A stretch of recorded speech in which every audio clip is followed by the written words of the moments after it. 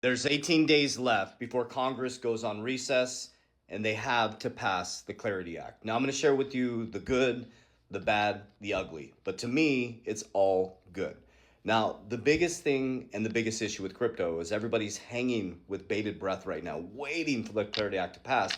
And there's a lot of people trying to convince you that when it passes, boom, all your cryptos are going to go parabolic. I don't want to be the bearer of bad news, but I want to share with you how amazing this opportunity is. But that's not what's going to happen.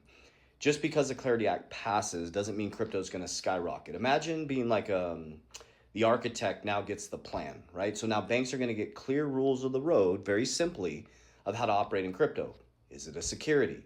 Is it a commodity? How do we regulate it? So the banks are going to have clear rules of the road, which is awesome because they're going to get clarity on how to act within crypto. They all want to come in. Trust me, that's the battle between the cryptocurrency and the traditional banks. Because why would I hold my money in a traditional bank when I can make 3% on a stable coin, right? So they know that. So now we have options, just like very simply Robinhood, right? Robinhood's fairly new if you look at our historical past, right? Used to be you have to walk into a financial advisor, sit with a person in a suit, and trust that they're going to manage your money just as good as you would.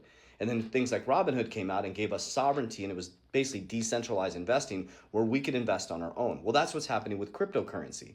Is eventually we won't need banks. X Money came out. Okay, you got Coinbase. Now you can almost operate fully on Coinbase. You can have a debit card. I can put my USDC and get 3%. I can stake my Solana at 4%. That's me operating as a bank. And also I can take my Bitcoin and I can lend against my Bitcoin or lend it to other people. I can be the lender. I can lend against my own assets. I have my own debit card. I can operate in my own bank. So banks are like, holy shit. So what's happening right now is this scene that seems like it's playing out in front of us, right? There's this big battle. What they're working on is figuring out how they can profit from this. Okay, the bank is the bank is the bank. It will always be the bank.